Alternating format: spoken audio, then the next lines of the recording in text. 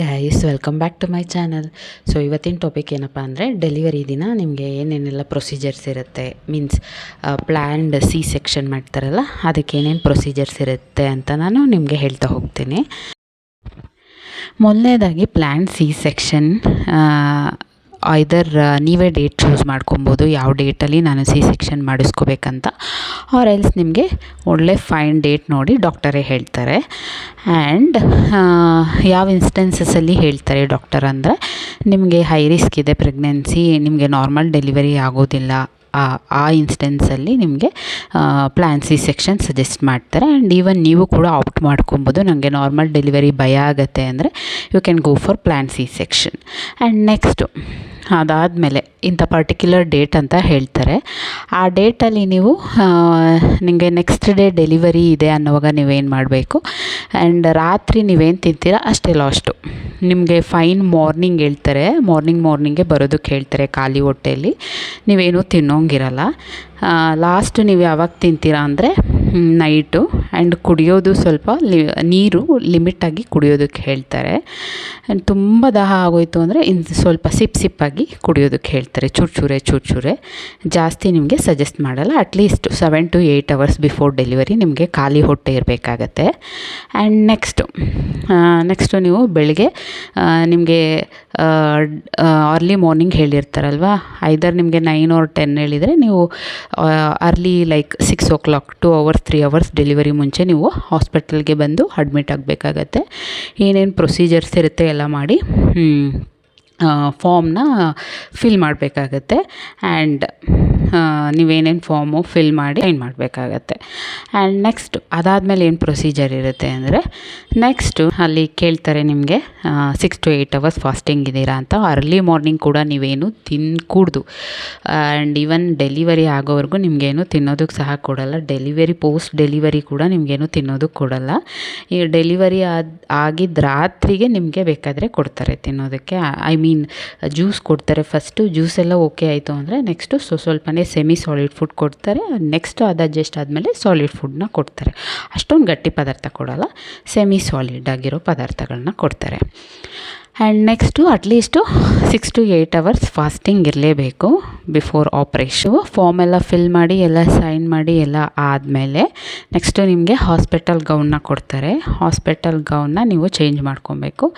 ಏನೇನಿದೆ ನಿಮ್ಮ dress, jewels ಎಲ್ಲ, ಇನ್ನರ್ ವೇರ್ಸ್ ಎಲ್ಲ ರಿಮೂವ್ ಮಾಡಿಸ್ತಾರೆ. ಎಲ್ಲ ರಿಮೂವ್ ಮಾಡಾದಮೇಲೆ ನೆಕ್ಸ್ಟು ಪ್ರೊಸೀಜರ್ ಬಂದು ಬ್ಲಡ್ ಡ್ರಾ ಮಾಡ್ಕೋತಾರೆ. ಲಾಸ್ಟ್ ಟೈಮಲ್ಲಿ ನಿಮಗೇನಾದರೂ ಶುಗರ್ ಎಷ್ಟಿದೆ ಅದೆಲ್ಲ ಚೆಕ್ ಮಾಡೋದಕ್ಕೆ. ಆ್ಯಂಡ್ ಈವನ್ BP ಕೂಡ ಚೆಕ್ ಮಾಡ್ತಾರೆ. ಹೈ BP ಹೈ ಶುಗರ್ ಇದ್ದರೆ ತುಂಬ ರಿಸ್ಕು ಫ್ರೆಂಡ್ಸ್. ಇದು ಸಿ ಸೆಕ್ಷನ್ ಮಾಡಬೇಕಾದ್ರೆ ತಾಯಿ ಪ್ರಾಣಕ್ಕೆ ಅಪಾಯ ಆಗೋ ಚಾನ್ಸಸ್ ಇರುತ್ತೆ. ಸೊ ಫಸ್ಟ್ ಏನು ಮಾಡ್ತಾರೆ, BP ಚೆಕ್ ಮಾಡ್ತಾರೆ. ಆ್ಯಂಡ್ ಈವನ್ ಬ್ಲಡ್ ಟೆಸ್ಟ್ ಮಾಡ್ತಾರೆ ಎಲ್ಲ ರೀತಿ. ಆ್ಯಂಡ್ ಶುಗರ್ ಟೆಸ್ಟ್ ಮಾಡ್ತಾರೆ. ಸೊ ಇದಿಷ್ಟು ಪ್ರೊಸೀಜರ್ಸ್ ಆದಮೇಲೆ ನೆಕ್ಸ್ಟು ಇದೆಲ್ಲ ಪ್ರೊಸೀಜರ್ಸ್ ಆದಮೇಲೆ ನೆಕ್ಸ್ಟು IV ಲೈನ್ನ ನಿಮಗೆ ಇನ್ಸರ್ಟ್ ಮಾಡ್ತಾರೆ. ಇಲ್ಲಿ ನಿಮಗೆ IV ಲೈನ್ನ ಇನ್ಸರ್ಟ್ ಮಾಡ್ತಾರೆ. ಏನಂದರೆ ನಿಮಗೆ ಇಲ್ಲಿ ಗ್ಲೂಕೋಸ್ ವಾಟೆವರ್ ಏನಾದರೂ ಫ್ಲೂಯಿಡ್ ಮೆಡಿಸಿನ್ಸ್ ಏನಾದರೂ ನಿಮಗೆ ಬಾಡಿಗೆ ಪಾಸ್ ಆಗಬೇಕಲ್ವ. ಸೊ ಇಲ್ಲಿ ನಿಮಗೆ IV ಲೈನ್ನ ಮಾಡ್ತಾರೆ. ಅದಾದಮೇಲೆ ನೆಕ್ಸ್ಟು ಪ್ರೊಸೀಜರ್ ಏನಪ್ಪ ಅಂದರೆ, ಫೀಟಲ್ ಹಾರ್ಟ್ ರೇಟ್ ಮಾನಿಟರ್ ಮಾಡ್ತಾರೆ. ನಿಮ್ಮನ್ನ ಮಲಗಿಸ್ಬಿಟ್ಟು ನಿಮ್ಮ ಹೊಟ್ಟೆಗೆ ಬೆಲ್ಟ್ ಹಾಕಿ ಫೀಟಲ್ ಹಾರ್ಟ್ ರೇಟ್ನ 1 hour ಆಲ್ಮೋಸ್ಟ್ 1.25 ಅಥವಾ 1 hour ಮಾನಿಟರ್ ಮಾಡ್ತಾರೆ. ಆ್ಯಂಡ್ ಒಂದು ಫೈನ್ ಎಲ್ಲಿ ಪಾಪು ಇದೆ, ಎಲ್ಲಿ ಹಾರ್ಟ್ ಬೀಟ್ ಆ್ಯಂಡ್ ಎಲ್ಲಿ ತಲೆ ಅದೆಲ್ಲ ನೋಡಿ ಅವರು ಒಂದು ಲೈನ್ನ ಮಾರ್ಕ್ ಮಾಡ್ತಾರೆ. ಅದಾದಮೇಲೆ ನೆಕ್ಸ್ಟು ಪ್ರೊಸೀಜರ್ ಏನಂದರೆ, ಪ್ಯೂಬಿಕ್ ಹೇರ್ ಏನೇನಿದೆ ರಿಮೂವ್ ಮಾಡ್ತಾರೆ. ನಿಮ್ಮ ಜೆನೈಟಲ್ ಪಾರ್ಟ್ಸಲ್ಲಿ ಏನಾದರೂ ಹೇರ್ಸ್ ಇದ್ದರೆ ರಿಮೂವ್ ಮಾಡ್ತಾರೆ. ಸೊ ದಟ್ ಆಪ್ರೇಟ್ ಮಾಡಬೇಕಾದ್ರೆ ಡಿಸ್ಟರ್ಬೆನ್ಸ್ ಆಗಬಾರ್ದು ಅವ್ರು ಇನ್ಫೆಕ್ಷನ್ ಆಗಬಾರ್ದು ಅನ್ನೋ ರೀಸನಿಗೆ. ನೆಕ್ಸ್ಟು ಪ್ಯೂಬಿಕ್ ಹೇರ್ ಎಲ್ಲ ರಿಮೂವ್ ಮಾಡಾದಮೇಲೆ ನೆಕ್ಸ್ಟು ನೀವೇನಾದರೂ ವಾಶ್ರೂಮ್ ಅದೇನಾದರೂ ಇದ್ದರೆ ಮುಗಿಸ್ಕೋಬೇಕಾಗತ್ತೆ ಬಿಫೋರ್ ಆಪ್ರೇಷನ್ ಮುಂಚೆ. Next procedure guys, before operation ರೂಮ್ಗೆ ಕರ್ಕೊಂಡು ಹೋಗಬೇಕಾದ್ರೆ ಫಾಲಿ ಕ್ಯಾಥೆಟರ್ ಪೈಪ್ನ ನಿಮ್ಮ ಯೂರಿನ್ ಪಾರ್ಟಿಗೆ ಹಾಕ್ತಾರೆ. ಸೊ ದಟ್ ಯೂರಿನ್ ಹೋಗಿ ಅಲ್ಲಿ ಕಲೆಕ್ಟ್ ಆಗುತ್ತೆ. ಯೂರಿನ್ನ ಡ್ರೈನ್ ಮಾಡೋದಕ್ಕೆ ಆಪ್ರೇಷನ್ ಟೈಮಲ್ಲಿ urine should not cos any harm ಅಲ್ವಾ. ಸೊ ಅದಕ್ಕೋಸ್ಕರ ಯೂರಿನ್ಗೆ ಪೈಪ್ ಹಾಕ್ತಾರೆ ಅಲ್ಲಿ ಯೂರಿನ್ ಮಾಡೋ ಜಾಗಕ್ಕೆ. ಆ್ಯಂಡ್ ನೆಕ್ಸ್ಟು ಅದಕ್ಕೆ ಒಂದು ಇದು ಬಾಟಲ್ ಹಾಕ್ತಾರೆ, ಕನೆಕ್ಟ್ ಮಾಡ್ತಾರೆ. ನನ್ನ ಎಕ್ಸ್ಪೀರಿಯನ್ಸ್ ಹೇಗಿತ್ತು, ಯೂರಿನ್ ಕ್ಯಾಥೆಟರ್ ಪೈಪ್ ಹಾಕಿದಾಗ ಗೈಸ್ ನೋವಾಗುತ್ತೆ, ತುಂಬ ಬ್ಲಡ್ ಬರುತ್ತೆ ಆಚೆ, ನೀವು ಅದನ್ನು ತಡ್ಕೊಬೇಕಾಗತ್ತೆ. ಎನಿವೇಸ್ ನಾವು ಮೊದಲೇ ರೆಡಿ ಆಗಿರ್ತೀವಿ ಪ್ರೆಗ್ನೆನ್ಸಿಯಲ್ಲಿ, ಎಲ್ಲದಕ್ಕೂ ಧೈರ್ಯವಾಗಲ್ವಾ. ಎಷ್ಟು ಸಲ ಬ್ಲಡ್ ಡ್ರಾ ಮಾಡ್ಕೊಂಡಿರ್ತಾರೆ. ಸೊ ಇದೆಲ್ಲ ನಮಗೇನು ಅನಿಸಲ್ಲ. ಇದೆಲ್ಲ ಎಷ್ಟು ನೋವು ಅನ್ಭವಿಸ್ತೀವಿ. ಒಂದು ಸಲ ಪಾಪು ಮುಖ ನೋಡಾದ್ಮೇಲೆ ಆಗೋ ಖುಷಿ ಇರುತ್ತಲ್ಲ, ಅಥವಾ ಅದರ ಅಳು ಕೇಳಿದ ತಕ್ಷಣ ಆಗೋ ಖುಷಿ ಇರುತ್ತಲ್ಲ, it is awesome guys ನಿಜವಾಗ್ಲೂ. ಆಪ್ರೇಷನ್ ರೂಮಲ್ಲಿ ಕರ್ಕೊಂಡು ಹೋದಾದಮೇಲೆ ನಿಮ್ಮ ಹಾರ್ಟ್ ರೇಟು, BP ಮತ್ತು ಆಕ್ಸಿಜನ್ ಸ್ಯಾಚುರೇಷನ್ ಮಾನಿಟರ್ ಮಾಡ್ತಾನೇ ಇರ್ತಾರೆ ಆಪ್ರೇಷನಲ್ಲಿ. ಸೊ ಅದನ್ನು ಮಾನಿಟರ್ ಮಾಡೋಕ್ಕೋಸ್ಕರ ಇದನ್ನು ಮೆಷೀನ್ಗೆ ಕನೆಕ್ಟ್ ಮಾಡಿರ್ತಾರೆ. ಆಲ್ಮೋಸ್ಟ್ ಅಪ್ಪರ್ ಪಾರ್ಟ್ ಇಲ್ಲಿ ಎಲ್ಲ ಹಾಕಿಬಿಟ್ಟು ಕನೆಕ್ಟ್ ಮಾಡಿರ್ತಾರೆ ಮೆಷೀನಿಗೆ. ಆ್ಯಂಡ್ ನೆಕ್ಸ್ಟು ಅನೆಸ್ಥೇಷಿಯಾ ಟೀಮ್ ಬರುತ್ತೆ. ಅನೆಸ್ಥೇಷಿಯಾ ಟೀಮ್ ಬಂದು ಬೆನ್ನಿಗೆ ಸರಿಯಾಗಿ ಸೂಜಿ ಚುಚ್ಚುತ್ತಾರೆ.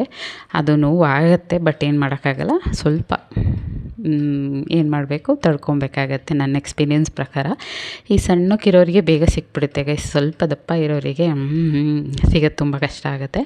ನನಗೇನಿಲ್ಲ ಅಂದರೂ ಒಂದು 4-5 ಸಲ ಚುಚ್ಚಿದ್ದಾರೆ, ಸರಿಯಾಗಿ ಸಿಗದೆ. ಆಮೇಲೆ ಎಲ್ಲ ಅನೆಸ್ಥೇಷಿಯಾ ಕೊಟ್ಟಾದಮೇಲೆ ನೆಕ್ಸ್ಟು ಕೇಳ್ತಾರೆ ನಿನಗೆ ಕಾಲಲ್ಲಿ ಏನಾದರೂ ಸೆನ್ಸಿಟಿವ್ನೆಸ್ ಇದೆಯಾ ಅಂತ. ಅದು ಗೊತ್ತಾಗಬಾರ್ದು ಆ್ಯಕ್ಚುಲಿ. ಇಲ್ಲಿ ಬ್ರೆಸ್ಟಿಂದ ಕೆಳಗಡೆ ಪೂರ ನಮಗೆ ಸೆನ್ಸಿಟಿವಿಟಿ ಹೋಗಿಬಿಟ್ಟಿರುತ್ತೆ, ಫುಲ್ಲು ನಂಬಾಗ್ಬಿಡುತ್ತೆ ಬಾಡಿ, ಇಲ್ಲಿಂದ ಇಲ್ಲಿವರೆಗೂ, ಹೊಟ್ಟೆಯಿಂದ ಕಾಲವರೆಗೂ. ಓಕೆ, ನೆಕ್ಸ್ಟು ಅದಾದಮೇಲೆ ಆಪ್ರೇಷನ್ ಶುರು ಮಾಡ್ಕೊತಾರೆ. ಆಪ್ರೇಷನ್ ಶುರು ಮಾಡೋಕ್ಕಿಂತ ಮುಂಚೆ ಅದನ್ನು ನೀಟಾಗಿ ಆ್ಯಂಟಿಸೆಪ್ಟಿಕ್ಕಿಂದ ಕ್ಲೀನ್ ಮಾಡ್ತಾರೆ ಆ ಪಾರ್ಟ್ನ. ಆ್ಯಂಡ್ ನೆಕ್ಸ್ಟು ಆಪ್ರೇಷನ್ ಶುರು ಮಾಡ್ಕೋತಾರೆ ಗೈಸ್. ನನ್ನ ಎಕ್ಸ್ಪೀರಿಯನ್ಸ್ ಹೇಗಿತ್ತು ಆಪ್ರೇಷನ್ದು ಅಂದರೆ, ಏನಿಲ್ಲ 15 ಮಿನಿಟ್ಸ್ ಅಷ್ಟೇ ಆಪ್ರೇಷನ್. ನಮಗೇನು ಗೊತ್ತಾಗೋದಿಲ್ಲ ಸೆಕ್ಷನಲ್ಲಿ ಯಾವಾಗ ಕುಯ್ತಾರೆ, ಯಾವಾಗ ಮಗುನ ಎತ್ಕೋತಾರೆ, ಎಷ್ಟು ಬೇಗ within A fraction of 10 to 15 minutes ಎಲ್ಲ ಆಗಿಬಿಡುತ್ತೆ. 10 to 15 ಮಿನಿಟ್ಸಲ್ಲಿ ಪಾಪು ಅಳು ನಿಮಗೆ ಕೇಳಿಸುತ್ತೆ. ಪಾಪು ಅಳು ಕೇಳಿಸ್ದಾಗ ಆಗೋ ಖುಷಿ ಇದೆಯಲ್ಲ, it is awesome guys. ಒಂದು ತುಂಬ ಖುಷಿ ಆಗಿಬಿಡುತ್ತೆ. ನಾವು ಇಷ್ಟು ಕಷ್ಟಪಟ್ಟಿದ್ದಕ್ಕೂ 9 ತಿಂಗಳಿಂದ ತುಂಬ ಸಾರ್ಥಕ ಅನಿಸುತ್ತೆ ನಮಗೆ. ಆ್ಯಂಡ್ ನೆಕ್ಸ್ಟು ಅದಾದಮೇಲೆ ಪೀಡಿಯಾಟ್ರಿಕ್ ಟೀಮ್ ಇರ್ತಾರೆ. ಅವ್ರು ಬಂದು ಬೇಬಿದು ಎಲ್ಲ ಚೆಕ್ ಮಾಡ್ತಾರೆ, ವಾಶ್ ಮಾಡಿ ಎಲ್ಲ ರೀತಿ ಆಕ್ಸಿಜನ್ ತೊಗೋತಾ ಇದೆಯಾ, ಎಲ್ಲ ರೀತಿ ಫೈನ್ ಆಗಿದೆಯಾ ಬೇಬಿ ಅಂತ ಚೆಕ್ ಮಾಡ್ತಾರೆ. ಅಕಸ್ಮಾತ್ ಏನಾದರೂ ಸ್ವಲ್ಪ ಹೆಚ್ಚು ಕಮ್ಮಿ ಆಗಿತ್ತು ಬೇಬಿಯಲ್ಲಿ ಅಂದರೆ NICUಗೆ ಶಿಫ್ಟ್ ಮಾಡ್ತಾರೆ. ಅದಾದಮೇಲೆ ನಿಮ್ಮನ್ನ ನಿಮಗೆ ಆಪ್ರೇಟ್ ಮಾಡಾದಮೇಲೆ ಬೇಬಿನ ಕೊಡ್ತಾರೆ, ನಿಮಗೆ ಬೇಬಿನ ತೋರಿಸ್ತಾರೆ ಮುಖನ. ಅದಾದಮೇಲೆ ನೆಕ್ಸ್ಟು NICಗೆ ಎನಿವೇಸ್ ಅದನ್ನು NICUಗೆ ತೊಗೊಂಡು ಹೋಗ್ತಾರೆ ಸ್ವಲ್ಪ ಹೊತ್ತು ಮಾನಿಟರ್ ಮಾಡೋದಕ್ಕೆ.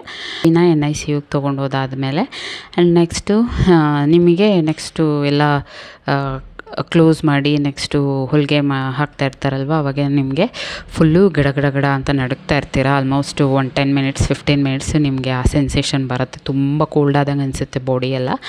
ಅದಾದಮೇಲೆ ಫೈನಲಿ ನಿಮ್ಮನ್ನ ಇದಕ್ಕೆ ಶಿಫ್ಟ್ ಮಾಡ್ತಾರೆ ICUಗೆ. ಅಲ್ಲಿ ಮಾನಿಟರ್ ಮಾಡ್ತಾರೆ ಆಲ್ಮೋಸ್ಟ್ 1 hour 2 hours ನಿಮ್ಮನ್ನ ಮಾನಿಟರ್ ಮಾಡ್ತಾರೆ, ಎಲ್ಲ ಕರೆಕ್ಟಾಗಿದೆಯಾ ಆಫ್ಟರ್ ಆಪ್ರೇಷನ್ ಅಂತ. ಆಫ್ಟರ್ 2 hours ನಿಮ್ಮನ್ನ ಜನರಲ್ ವಾರ್ಡಿಗೆ ಶಿಫ್ಟ್ ಮಾಡ್ತಾರೆ, ಅಥವಾ ನೀವು ಸ್ಪೆಷಲ್ ವಾರ್ಡ್ ತೊಗೊಂಡಿದ್ರೆ ಸ್ಪೆಷಲ್ ವಾರ್ಡಿಗೆ ಶಿಫ್ಟ್ ಮಾಡ್ತಾರೆ. ಆ್ಯಂಡ್ ನೆಕ್ಸ್ಟು ಅಲ್ಲಿ ನಿಮಗೆ ಬೇಬಿನ ಕೊಡ್ತಾರೆ ಗೈಸ್. ನಿಮಗೆ ಅನೆಸ್ಥೇಷಿಯಾ ಟೀಮ್ ಮೀಟ್ ಮಾಡ್ತಾರಲ್ಲ, ಆವಾಗ ನಿಮಗೆ ಏನಿದೆ ಎತ್ತಿದೆ, ನಿಮ್ಮ ಹೆಲ್ತ್ ಕಂಡೀಷನ್ ಹೇಗಿದೆ ಅನ್ನೋದನ್ನ ನೋಡಿ ನಿಮಗೆ ಯಾವ ಟೈಪ್ ಆಫ್ ಅನೆಸ್ಥೇಷಿಯಾ ಕೊಡಬೇಕು ಅನ್ನೋದನ್ನು ಅವ್ರು ಡಿಸೈಡ್ ಮಾಡ್ತಾರೆ. ಆ್ಯಂಡ್ ಅನೆಸ್ಥೇಷಿಯಾ ಟೀಮ್ ಕೂಡ ನಿಮ್ಮ ಹತ್ರ ಸಿಗ್ನೇಚರ್ ತೊಗೋತಾರೆ, ನನ್ನ ಜೀವಕ್ಕೆ ಏನಾದರೂ ಅಪಾಯ ಆದರೆ ಇವರು ಹೊಣೆಗಾರರು ಅಲ್ಲ ಅಂತ. ಸೊ ಓವರಾಲ್ ನನ್ನ ಎಕ್ಸ್ಪೀರಿಯನ್ಸ್ ಹೇಗಿತ್ತು ಅಂದರೆ, ಹಿಂದಿನ ದಿನ ನಾನಂತೂ ತುಂಬ ಭಯಪಟ್ಟಿದ್ದೆ. ಯಾಕಂದರೆ ಸೆಕ್ಷನ್ ನನಗೆ ಹೊಸದು. ಫಸ್ಟು ನಾರ್ಮಲ್ ಡೆಲಿವರಿ ಥರ ನನಗೆ ಅಬೋಷನ್ ಆಗಿತ್ತು. ಸೆಕ್ಷನಲ್ಲಿ ತುಂಬ ಭಯ ಆಯಿತು, ಬಟ್ ಏನೋ ಆಮೇಲೇನೋ ನನಗೆ ಅನಿಸ್ಲಿಲ್ಲ. BP ಇತ್ತು ನನಗೆ, ಆ್ಯಕ್ಚುಲಿ ಹೈ ರಿಸ್ಕ್ ಪ್ರೆಗ್ನೆನ್ಸಿನೇ ಇತ್ತು ನನಗೆ ಏಜ್ ಆಲ್ಮೋಸ್ಟ್ 30 ಇತ್ತು. ಆ್ಯಂಡ್ BP ಹೈ ಇತ್ತು. ಆ್ಯಂಡ್ ಸ್ವಲ್ಪ ಶುಗರು ಆಲ್ಮೋಸ್ಟ್ ಬಾರ್ಡರ್ ಲೆವೆಲ್ಲಿಗಿತ್ತು. ಆವಾಗ ಗೆಸ್ಟೇಷನಲ್ ಡಯಾಬಿಟಿಸ್ ಸ್ವಲ್ಪ ಬಾರ್ಡರ್ ಲೆವೆಲಿಗಿತ್ತು. ಯಾಕೆ ನನಗೆ ಬಿ ಪಿ ಬರ್ತಾಯಿತ್ತು ಅಂದರೆ ಮನೇಲಿರಬೇಕಾದ್ರೆ ಎಲ್ಲ ಚೆನ್ನಾಗೇ ಇರ್ತಾಯಿದ್ದೆ. ಆಫ್ಟರ್ ಗೋಯಿಂಗ್ ಟು ಹಾಸ್ಪಿಟಲ್ ಏನಾಗ್ಬಿಡೋದು, ತುಂಬ ಭಯ ಆಗೋದು. ಅದಕ್ಕೋಸ್ಕರ ಬಿ ಪಿ ಜಾಸ್ತಿ ಆಗ್ತಾಯಿತ್ತು. ನನಗೆ ಬಿಫೋರ್ ಆಪ್ರೇಷನ್ ಬಿ ಪಿ ಮಾತ್ರೆ ಲೋ ಆಗೋದಕ್ಕೆ ಬಿ ಪಿ ಮಾತ್ರೆನ ಕೊಟ್ಟಿದ್ದರು ಗೈಸ್. ಓವರಾಲ್ ನನ್ನ ಎಕ್ಸ್ಪೀರಿಯನ್ಸ್ ಹೇಗಿತ್ತಂದರೆ ಚೆನ್ನಾಗಿತ್ತು. ಆಲ್ಮೋಸ್ಟ್ ನನಗೆ 15 ಮಿನಿಟ್ಸಲ್ಲೇ ಆಪ್ರೇಟ್ ಮಾಡಿ ಪಾಪುನ ತೆಗೆದ್ರು. ನಮ್ಗೆ ಹೇಳ್ತಾರೆ ಅವಾಗ ಹೆಣ್ಣು ಪಾಪು ಆಯಿತಾ ಗಂಡು ಪಾಪು ಆಯಿತಾ ಕಂಗ್ರಾಟ್ಸ್ ಹೇಳ್ತಾರೆ. ಅದಾದಮೇಲೆ ಪಾಪುನ ತೋರಿಸ್ತಾರೆ, NICUಗೆ ಪಾಪುನ ಶಿಫ್ಟ್ ಮಾಡ್ತಾರೆ. ಆ್ಯಂಡ್ ನೆಕ್ಸ್ಟು 2 ಅವರ್ಸ್ ಅಲ್ಲಿ ಹಾರ್ಟ್ ರೇಟ್ ಮಾನಿಟರ್ ಮಾಡೋದಕ್ಕೆ ಕೊಡ್ತಾರೆ. ನೆಕ್ಸ್ಟ್ ಅದಾದಮೇಲೆ ಜನರಲ್ ವಾರ್ಡಿಗೆ ಹಾಕಿದ್ಮೇಲೆ ನೆಕ್ಸ್ಟು ನಿಮಗೆ ಇದು ಹಾಲು ಕುಡ್ಸೋಕ್ಕೆ ಹೇಳ್ತಾರೆ, ಪಾಪುಗೆ ಟ್ರೈ ಮಾಡೋದಕ್ಕೆ ಹೇಳ್ತಾರೆ. ಆಲ್ಮೋಸ್ಟ್ ನನಗೆ ಎದ್ದೊಳಕ್ಕೆ ಆಗಲಿಲ್ಲ 2 ಡೇಸ್. ಅಲ್ಲಿವರೆಗೂ ಬಾಟ್ಲಲ್ಲೇ ಕುಡಿಸ್ತಾಯಿದ್ರು. ಅದಾದಮೇಲೆ 2 ಡೇಸ್ ಆದಮೇಲೆ ಎದ್ದು ಓಡಾಡಿ ಎಲ್ಲ ನಾನೇ ಕುಡಿಸೋದಕ್ಕೆ ಶುರು ಮಾಡಿಕೊಂಡೆ ಗೈಸ್. ಸೊ ಇಷ್ಟಾಗಿತ್ತು ನನಗೆ ಡೆಲಿವರಿ ಎಕ್ಸ್ಪೀರಿಯನ್ಸ್. ನನ್ನ ಚಾನಲ್ನ ನೋಡ್ತಾ ಇದ್ದರೆ ನನ್ನ ಚಾನಲ್ನ ಲೈಕ್ ಮಾಡಿ, ಶೇರ್ ಮಾಡಿ ಹಾಗೂ ಸಬ್ಸ್ಕ್ರೈಬ್ ಮಾಡಿ. ಇದೇ ರೀತಿ ಹೊಸ ಟಾಪಿಕ್ ತೊಗೊಂಡು ನಿಮ್ಮ ಮುಂದೆ ಬರ್ತಾಯಿರ್ತೀನಿ ಗೈಸ್. Thank you.